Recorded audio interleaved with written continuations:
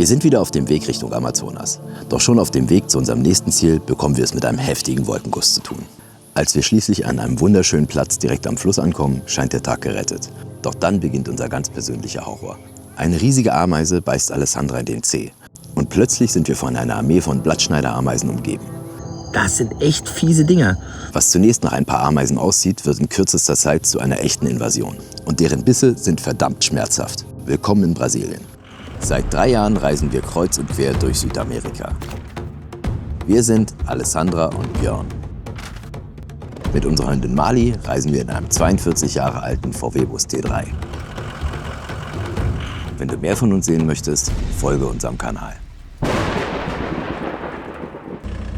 Hopp. Vamos. Na komm, los.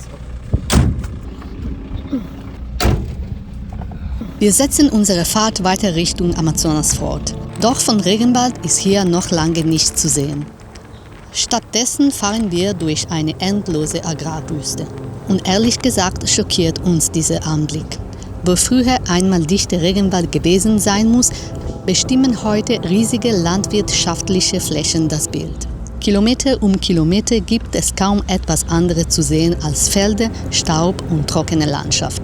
Es wird karg und trostlos und so ganz anders, als wir uns Brasilien vorgestellt haben. Doch auch wenn die Natur hier scheinbar verschwunden ist, wird sie uns später noch näher kommen, als uns lieb ist.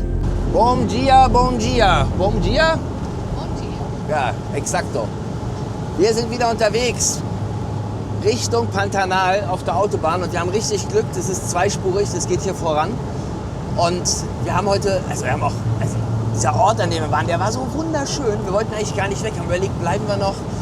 Aber gut, wir haben ja ein bisschen was vor und deswegen Richtung Pantanal. Und heute haben wir 360 Kilometer auf der Uhr und müssten eigentlich irgendwann mal schon vielleicht so um 14 Uhr da sein. Das ist richtig cool. Und das ist die letzte große Stadt vorm Pantanal. Und danach kommt nur noch das größte Feuchtgebiet der Erde, Krokodile. Wir wollen Jaguare sehen. Also Alessandra hat entschlossen, ohne Jaguar fahren wir nicht mehr weg. Ja, das wird also richtig geil und dafür wollen wir uns ein bisschen Zeit nehmen und da halt eben lange sein. Deswegen heute, wie heißt die Stadt? ¿Cómo se llama la ciudad donde vamos? Cuiabá. Cuiabá. Also heute, ihr seht es jetzt auf der Karte.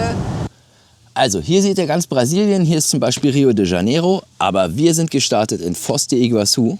Und dann habt ihr in den letzten Videos gesehen, wie wir von dort immer an der paraguayischen Grenze entlang, immer weiter Richtung Norden, durch Duraznos, hier hatten wir ein schönes Camp, dann immer weiter an Campo Grande vorbei. Jetzt sind wir zurzeit hier in der Nähe von Cuixim und unser Ziel ist hier oben. Wir fahren immer weiter und wir werden heute noch nach Cuiabá fahren. Und wenn wir Cuiabá erreicht haben, dann haben wir insgesamt 1500 Kilometer zurückgelegt. Mann, jetzt tut mir aber der Hintern weh. Oi. 220 Kilometer schon. 210 wollen wir nicht übertreiben. Puh. So, erstmal Päuschen für uns, Päuschen für Mali. Und wenn man hier so durch die Gegend fährt, dann könnte man ja den Eindruck kriegen, ja, das könnte auch in Süditalien sein. Ist ja ziemlich ähnlich alles. Ja, bis man denn sowas hier sieht. Ich fall den Baum an. Das ist so krass. Das gibt's nur hier. Das ist ein riesen Ding. Also das ist bestimmt 5 bis 6 Meter von links nach rechts. Ja, voll cool. So, Mali ihre Runde machen, wir ein bisschen Beine vertreten, Hermann ein bisschen abkühlen, Ölcheck und dann geht's weiter. Außerdem kommt gerade ein bisschen Regen runter, ist nicht ganz so heiß, dann lässt sich ein bisschen besser Gassi gehen und für uns ist auch entspannter. Endlich frische Luft. Endlich frische Luft. So heiß, oder? Es ist wirklich eine heftige Regenschauer. Nach der Hitze und der trockenen Landschaft freuen wir uns sogar über diese Abkühlung. Doch lange hält die Freude nicht an. Auf der Autobahn wird die Fahrt durch den Regen deutlich anstrengender. Der Verkehr ist ohnehin schon dicht. Und bei schlechter Sicht, nassen Fahrbahn und unzähligen LKWs müssen wir jetzt höllisch aufpassen. Ja, voll krass. Jetzt hat es richtig angefangen zu pissen. Und wir müssen ja mal eins überlegen. Wir fahren jetzt ins Pantanal. Und im Pantanal kann man generell nur fahren, wenn es nicht regnet. Und jetzt regnet es hier richtig, aber so richtig. Wenn es hier regnet, regnet es halt richtig. Jetzt hoffen wir, dass es nur so eine Husche ist oder vielleicht nur heute, weil wir haben ja noch 2, 3 Tage. Aber wenn es so regnet, das wäre echt schlecht. Also dann sitzen wir da fest, dann kleben wir da auf dem Boden. Der Regen wird immer heftiger und plötzlich prasselt sogar Hagel auf unseren Bus. Die Sicht wird schlechter und für einen Moment fragen wir uns, ob das jetzt noch schlimmer werden kann. Doch genauso schnell wie das Unwetter gekommen ist, zieht es auch wieder weiter. Der Himmel klart auf und schon wenige Minuten später scheint wieder die Sonne. Brasilien überrascht uns heute wirklich mit allem, was das Wetter zu bieten hat. Kaum sind wir aus den Wolken raus, fängt es auf einmal, also unglaublich so. Wir sind gerade aus den Wolken rausgefahren und in ein Tal rein und es wird pupswarm, schweinewarm. Und der Regen ist vorbei und die Landschaft hat sich komplett verändert. Keine Monokultur mehr. Es fangen die Bäume an, der ganze Horizont, man sieht den Wald bis zum Horizont, ein paar Berge. Voll schön, also nach über 1000 Kilometern kompletter Monokultur, das ist mir ganz schön auf den Sack gegangen. Bin ich sehr glücklich, dass das jetzt nicht mehr so aussieht. Ja, hier irgendwo muss das sein. Camping Port del Sol.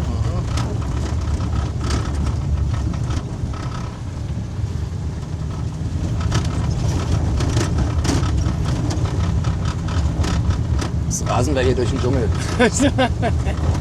Ja, krass. Jetzt sind wir hier. Und das hat die ganze Zeit war es furzwarm. Also wirklich so heiß, dass Alessandra meint, die ist beim Einkaufen, stand die draußen auf dem Parkplatz im Schatten, ist sie fast eingegangen vor Schweiß. Und jetzt kommen wir auf dem Campingplatz an, haben endlich Ruhe und haben schon gesehen, oh ja, da ist die Regenwolke, die uns schon auf der Autobahn verfolgt hat. Ja, es ist auch noch die gleiche. Und jetzt kommt sie aber runter. Jetzt sitzen wir hier im Auto, Mali unterm Auto, weil die war schon schwimmen, die ist klitschnass. Und warten jetzt, dass der Regen vorbeigeht, weil sonst können wir hier gar nichts machen. Auch Zelt aufbauen ist ein bisschen schwierig. So, jetzt wird es ein bisschen weniger und dann hoffen wir, dass wir gleich wieder blauen Himmel hier haben. Das geht ja hier rasend schnell. Als wir endlich auf diesem kleinen Campingplatz ankommen, sind wir sofort begeistert. Nach den langen Fahrten durch die trockene Agrarlandschaft fühlt sich dieser Ort wie eine völlig andere Welt an. Überall um uns herum entdecken wir wunderschöne Vögel, kleine Äffchen und unglaublich eifrige Eichhörnchen. Hier scheint die Natur wieder die Hauptrolle zu spielen, ein kleines Paradies mitten in Brasilien. Wir ahnen zu diesem Zeitpunkt allerdings noch nicht, dass wir unsere Lage ausgerechnet über dem Zuhause einer riesigen Armee von Ameisen aufgeschlagen haben. Und die werden uns diese Nacht noch ordentlich auf Trab halten. Ja, kaum ist der Regen vorbei, steht's Dach. Oder ist der Regen vorbei, weil das Dach steht? Ist ja auch egal, Hauptsache der Regen ist vorbei. So, und wir stehen jetzt hier auf einem kleinen Campingplatz. Das ist kurz vor der Transpantanera, die Straße, die wir fahren wollen, da wo wir Jaguare sehen wollen. Krokodile. Ja, und vorher machen wir einfach noch mal einen schönen Stopp hier, weil wir ein bisschen die Natur genießen wollen. Hier ist ein schöner Fluss, in dem man baden gehen kann. Das ist hier also wunderschön. Und es passt jetzt noch mal, dass wir ein bisschen Kraft schöpfen, bevor es dann losgeht. So, und der Regen ist jetzt vorbei. Und jetzt guckt euch das mal an, wie schön das hier ist. So, mit Fischteich, und meine Nachbarn haben gesagt, die haben da drin kleine Krokodile gesehen. Müssen wir mal gucken, ob wir die finden. Wäre ja typisch. Ja, ich glaube, ich sehe hier vorne schon was. Oder ist das was? Ne, das ist ein Blatt. Ja, und darunter geht es dann zum Fluss. Auch richtig schön, da waren wir schon. Mali war gleich drin. Und ist perfekt. Also, was willst du mehr? Ist richtig Dschungelfeeling hier. Mit Bananen. Einfach perfekt. Und da stehen wir.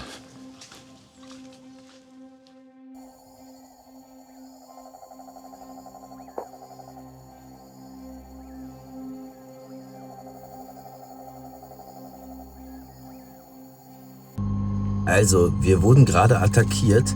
Das hier ist eine Ameise. Ja, und die ist richtig krass. Die hat Alessandra an den Fuß gebissen. Und jetzt schaut euch das Ergebnis an. Ich hat sie gebissen, die Ameise. Guckt euch das an. Das ist ein Ameisenbiss. Seht ihr, wie weit die beiden Mandibulas auseinander sind? Ja, also, die hat so richtig. Und wir haben jetzt hier gerade ein Massaker angerichtet, weil wir haben da eine getötet. Wir haben hier eine getötet. Aber das ist Und so cool. das hier ist der absolute Mega-Killer. Also ein absolutes Mega-Ding. Wir haben da schon 4-mal raufgetreten. Noch eine. Wir haben da schon 4-mal raufgetreten, aber trotzdem lebt die noch. So, wir geben ihr jetzt noch einen mit. So, jetzt warte, Achtung. Giusto per vedere quanto è Achtung. grande sta Ja, genau, dass ihr mal seht, wie groß die ist. Die ist riesig, ja. So, also jetzt. Und hat sie jetzt, die ist immer noch aktiv, ja. Es gibt's ja gar nicht. Die ist immer noch aktiv. So. Mit dieser Ameise hat sich das erledigt. Hammer hat echt was ein Biss. Also, meine Lieben, es geht weiter. Alessandra hat ja den Tisch hier draußen zusammengeklappt oder wollte. Und dabei hat sie einfach den Tisch in die Ameisenstraße reingestellt. Und das sind echt fiese Dinger. Guckt euch mal dieses Teil da an. Könnt ihr das sehen? Geht das hier? Das sind echt fiese Dinger. Ja, da hast du keinen Bock drauf. Also die hat einen Kopf, also das sieht echt krass aus. Naja, und die latschen hier halt alle lang mit ihren Blättern. Und du hast echt den Tisch direkt in ihre Straße gestellt. Ich hatte keine Licht. Ja, schön, hast du gut gemacht. Ja, Mali darf auch nicht mehr raus. So, gut. Also jetzt rein und gut ist. Ey, voll krass. Wir wissen jetzt wirklich nicht, ob das wahr ist oder ob das überhaupt sein kann. Also hier fallen die ganze Zeit Blätter runter. Also genau hier. Und die Ameisenstraße hört auch genau hier auf. Wir haben den Eindruck, dass die direkt über uns einfach die Blätter abschneiden und hier dann harvesten. Also hier kommen die alle her und holen dann die ab, die Blätter.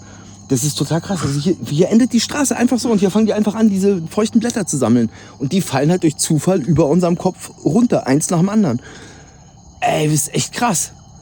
Wir sind direkt hier im Ameisengeschehen. Voll krass, es ist echt wahr. Also wir hören die ganze Zeit, wie Blätter runterfallen und wir haben das jetzt ein bisschen beobachtet. Die sind also in dem Baum über uns, schneiden die Blätter ab und dann fallen die mit dem Blatt runter und hier unten sind ganz viele von denen, die nehmen das Blatt auseinander und dann latschen die mit dem Blatt in ihren Bau. Unglaublich. Und wir sind genau mittendrin, also es findet direkt vor unserer Tür statt und ohne Taschenlampe rausgehen ist echt krass, weil diese Ameisen halt einfach mal so groß sind und richtig krass beißen. Na gut, also bleiben wir heute mal im Bus und haben so die erste Dschungelerfahrung jetzt schon gemacht mit blattschneidenden Riesenameisen. Hammerhart, ja. So, dann kommen wir mal zum Sponsor des heutigen Videos, das seid ihr. Weil das, was unsere Reise am allermeisten unterstützt, ist die Kanalmitgliedschaft oder die uns bei PayPal unterstützen. Dafür sagen wir ein ganz großes Danke und ab heute gibt es die ganzen Namen der Unterstützer wieder am Ende des Videos, weil ihr seid es, die uns auf dieser Reise begleiten. Und für all die sagen, Mensch, ich habe gar keine Lust, einfach PayPal zu machen oder Geld zu geben oder wie auch immer, ja, ihr kriegt auch was zurück, denn es gibt unseren Shop. Man kann in unserem Shop ganz einfach Souvenirs kaufen, die wir auf unserer Reise eingekauft haben. Das sind bis jetzt Sachen aus Bolivien, aber da kommt jetzt was richtig Geiles dazu. Wir haben nämlich aus Paraguay traditionelle Mode eingekauft.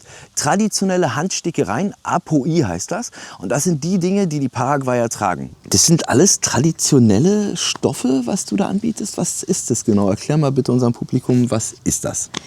Also die Stickereien, die finden traditionell auf einem bestimmten Stoff statt. Und der heißt Aupoi. Und so heißt Aupoi. auch diese Stickereikunst. Okay, alles Feiner klar. Stoff übersetzt Feiner Stoff aus heißt es dem Guarani. Okay. Also die Damen sticken meistens auf so einem, wie einem Papier, bloß eben einem Stoff. Das, was man hier sieht, das sind Lochstickereien, ganz, ganz aufwendig gearbeitet. Es ist natürlich auch viel, viel schwieriger, wenn man auf dunklen Stoffen stickt, als auf hellen Stoffen. Wenn man diese winzigen Quadrate hier finden muss und mit der Nadel da arbeitet. Ne? Alles klar. Da ist für Männer und Frauen alles dabei, richtig schöne Sachen. Guckt einfach mal in unseren Shop, alles Unikate, alles handgemacht, alles Baumwolle, alles Naturstoffe, also richtig tolle Sachen. Wenn ihr mehr wissen wollt über die traditionelle Mode Paraguays, dann findet ihr die Sachen von Carola und ihren Mitarbeiterinnen ab heute bei uns im Shop. Und wer unseren Shop noch nicht kennt, der Shop heißt Rhodes Market. Nach der aufregenden Nacht werden wir am nächsten Morgen von einem kleinen Besucher geweckt. Über uns ist schon wieder das Eichhörnchen unterwegs und scheint überhaupt nicht daran zu denken, uns noch ein bisschen schlafen zu lassen. Also starten wir in den Tag und heute steht bei uns ein richtig schönes Barbecue auf dem Plan. Für mich gehört dazu aber keine fertige Soße aus dem Supermarkt. Ketchup und diese typischen Industriesoßen mag ich einfach nicht besonders. Dabei ist es so einfach, selbst eine leckere Soße zum Grillen zu machen. Hier in Südamerika haben wir dafür einen großen Vorteil. Die Avocados sind fast immer perfekt reif und unglaublich lecker. Oh mein Gott. Also nehme ich eine frische Riesen-Avocado und dazu kommen Tomaten, Paprika, ein bisschen Knoblauch und natürlich etwas Chili. Und zum Schluss noch eine Prise Salz dazu, mehr braucht es eigentlich gar nicht. Gerade unterwegs lieben wir solche einfachen Sachen. Man braucht nicht viel und bekommt trotzdem etwas richtig Leckeres auf den Teller. Jetzt fehlt eigentlich nur noch eins, das Feuer und unser Fleisch für den Grill. Ist echt wie in Italien hier, ey, total cool. Also Brasilien ist einfach nur geil. Die sind schon ein ganzes Stück weiter als die anderen Länder in Südamerika. Und die Campingkultur ist halt wieder so, wie wir das kennen. Also man kommt her, schlägt sein Camp auf und dann wird man mit Service überhäuft. So, gut, nicht wie in Deutschland, aber so wie in anderen Ländern auch üblich in Europa. Und total cool. Wir meinten, ja, wir würden gern grillen. Jetzt stellt er uns hier so einen Grill hin, total cooles Teil, so ein Smoker-ähnliches Ding. So, und ihr wisst ja, wir essen so für unser Leben gerne Fleisch. Und Brasilien gibt es auch richtig gutes Fleisch. Also machen wir uns heute ein Churrasco. Churrasco wäre ja eigentlich am Spieß, aber den Spieß lassen wir jetzt mal weg, weil wir hier schon so eine schöne Fläche haben. Und jetzt gibt es was richtig Leckeres zu futtern. Und ich mache mir jetzt erstmal zur Feier des Tages ein Bier auf. Und Baby, Bier, bist du dabei? Ja, da kommt es schon angeflogen. Guckt mal da. Mein Wunsch, ja, in Gottes Ohr. Das wird nicht mit dem Prosten hier. Komm mal hergeschaukelt hier mit deinem Ding da. Prost, meine Liebe. Und Prost auf euch. Und guckt mal hier, ganz unglaublich, in Brasilien Spaten.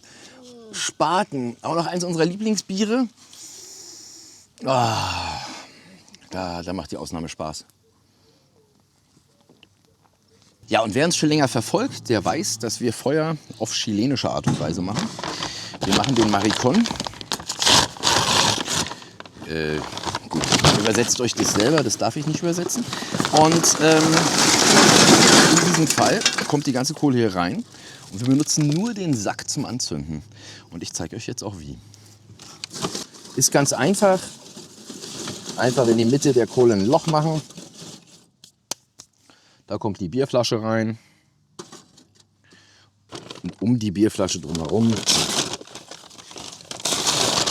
kommt das Papier von dem Sack. Sollte man richtig fest schön zudrehen, dass es so richtig so eine feste Schnur gibt. So, und das wird jetzt einfach so um die Flasche drumherum gelegt. Die Flasche kann voll oder leer sein, das ist eure Entscheidung. Hauptsache ist, das Papier ist gepresst und es ergibt sich ein Loch in der Mitte. So. Und dann füllt man einfach mit Kohle auf, so dass es aussieht wie ein Vulkan. So. Wenn das Bier voll ist, hat man den Vorteil, dass man gleich, wenn der Vulkan gemacht ist, weiter trinken kann. So, und dann einfach ein Stück Papier mit ein bisschen Speiseöl, so dass es ein bisschen brennt, ein bisschen besser brennt. So hier, dann brennt es wie eine Kerze. Und das schmeißt man einfach in das Loch hinein. Und das war's. Und so ist der Grill in 5 Minuten an. Während die Kohle durchglüht, nutzen wir die Zeit sinnvoll und gehen zum Fluss. Auf geht's. Komm mal, Ali Hoppi. Na, was ist denn da? Na, geh mal gucken. Na, los, geh gucken. Hopp, hopp, hopp. Geh mal gucken da. Was ist denn da los? Das Wasser ist ganz klar. Mira, como klar, de agua.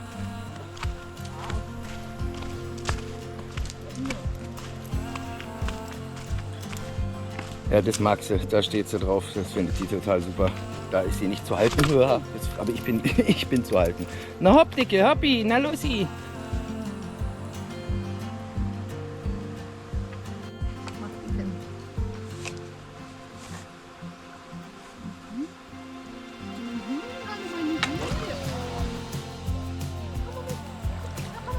Ein Capybara kommt. Du bist ein Capybara. Na komm mal her, Dicke. Na komm mal her geschwommen. Na los, Hoppi, komm mal her zu Papa hier. Na los, gib mal Vollgas. Ui. Die geht langsam unter, die Mali. So, genau. Fein. Ja, die hat nicht mehr so viel Power. Die will zwar schwimmen, aber man sieht ihr das wirklich doll an im Gesicht, dass sie ganz schön fertig ist. Na dann komm her. Lass wieder schwimmen. Komm her. Komm her. Komm zu Papa. Komm zu Papa. Komm. Na komm, los, komm mit. Oh, ist ganz schön goldenes Wasser, ne? Na komm mal mit. Gehen wir da lang. Na komm. Komm mal mit, wir gehen. Oh, guck mal hier, guck mal hier. Und hier. Ui, was ist da? Los, los. Und, oh, der Hund taucht. Die ist so geil. Die ist so geil. Hey, guck mal hier. Mali. Hey, Hallöchen. Na, hier ist ja schön. Ach, die Mali ist im Pantanal. Ja, und hier vorne wird es richtig schnell, aber das mache ich jetzt alleine. So nehmen wir die Frauen jetzt mal nicht mit. Reiße ich mir selbst den Arsch auf. So, jetzt sitze ich fest mit meinem fetten Arsch. Ich habe eigentlich gedacht, dass ich mich da runterziehen lassen kann in die Stromschnelle. Aber das macht's nicht. Ich bin einfach zu dick oder das Wasser ist zu flach. Ja, zu dick bin ich nicht mehr. Das ist das Wasser.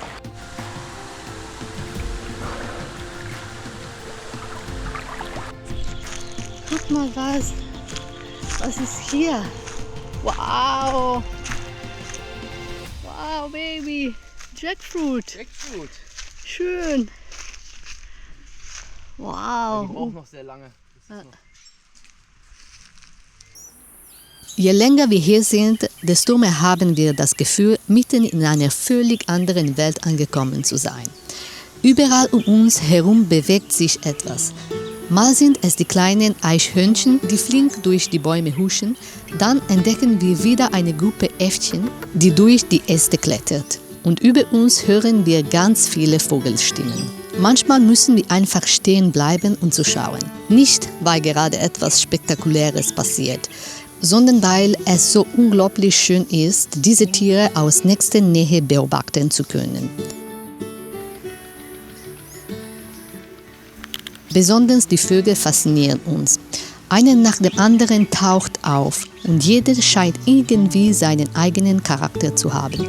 Einer von ihnen nimmt sogar völlig ausgelassen ein Bad, als würde er den Moment genauso genießen wie wir. Wir sind inzwischen fast überwältigt von der Vielfalt, die uns hier begegnet. Nach all den langen Straßen und den vielen Kilometern fühlt sich dieser Ort wie ein kleines Fenster in die Natur Brasiliens an.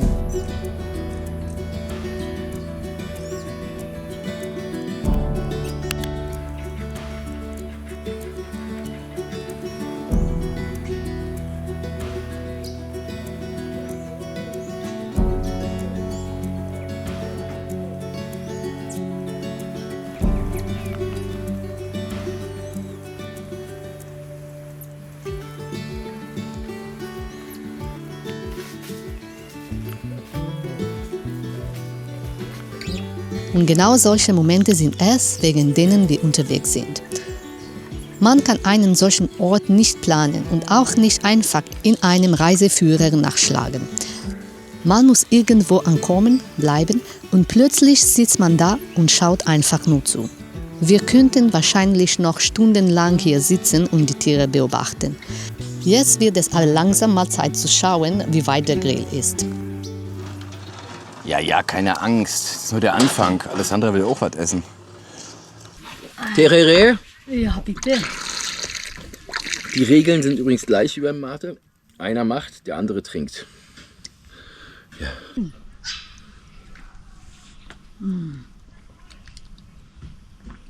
Naja, und damit ihr wisst, dass wir nicht beim Vegetarier-Treff sind hier.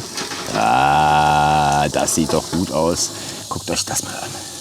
Ein schöner Schnitt vom Rindfleisch mit schön viel Fett, das ist ganz wichtig hier.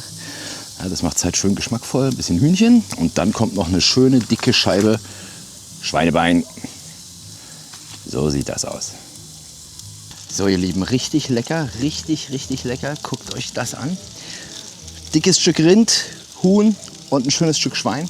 Das wird richtig gut. Keine Angst, das essen wir nicht an einem Tag hier. Das ist also für 2 Tage. Für 2 Leute 2 Tage. 2 Kilo, ist okay, oder? Oder übertreiben wir? Nee, ist völlig okay. Wer Keto isst, kann so essen. Wer keine Kohlenhydrate isst, kann so viel Fleisch essen, wie er mag. Wird nicht dick, sondern nur dünner. Oh, wie ich mich darauf freue.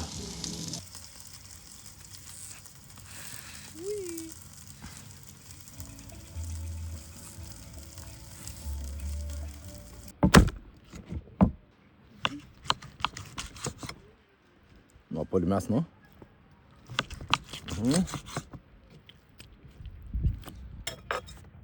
Mal gucken. Das sieht gut aus. Ja, das sieht gut aus. Das sieht lecker aus.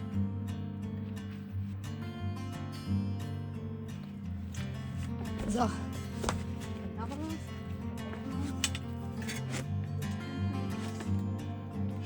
Nardo encima. Sehr lecker.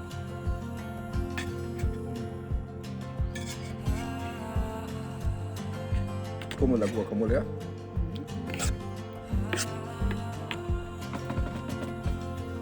Hammer! Der absolute Hammer.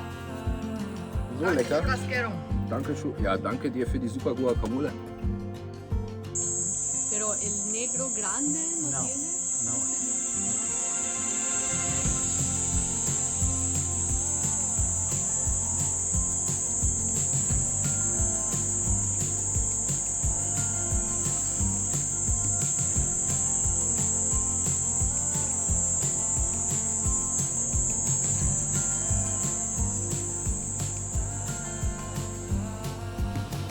Ja, wir verlassen diesen wunderschönen Ort. Es war wirklich total cool. Also es ist ein Campingplatz. Wie heißt die große Stadt hier nebendran? Cuyabá. Cuyabá, genau. Also Cuyabá ist der letzte große Ort vorm Pantanal, also vor der Transpantanera. Und wenn man hier herkommt, dann ist es echt ein super Stopp, um einfach nochmal Kraft zu schöpfen, sich vorzubereiten. Wir mussten ja auch für Mali jetzt vorkochen. Die ist ja so kompliziert mit ihrem Magen. Das heißt, wir haben jetzt einfach mal für 7 Tage Diätessen für den Hund gekocht. Und es war ein super Ort, also total ruhig, lauter kleine Affen, das war einfach total schön. Ja? So, und jetzt sind wir eigentlich ein bisschen traurig, aber auch total aufgeregt, weil jetzt geht's los. Es geht auf die Transpantanera, eine der krassesten Straßen in Brasilien. Ich weiß gar nicht, fast 100 oder mehr als 100 Brücken sind es, die zum Teil zerfallen sind. Es gibt Jaguare, es gibt Krokodile. Was wir davon sehen, wissen wir nicht. Aber es läuft da halt alles rum. Wir müssen ein bisschen aufpassen, auch mit Mali. Das wird also ein richtig krasses Abenteuer. Aber all das seht ihr beim nächsten Mal, weil für heute ist Schluss. Schön, dass ihr dabei wart. Wir sehen uns in der nächsten Woche. Bis dann. Ciao.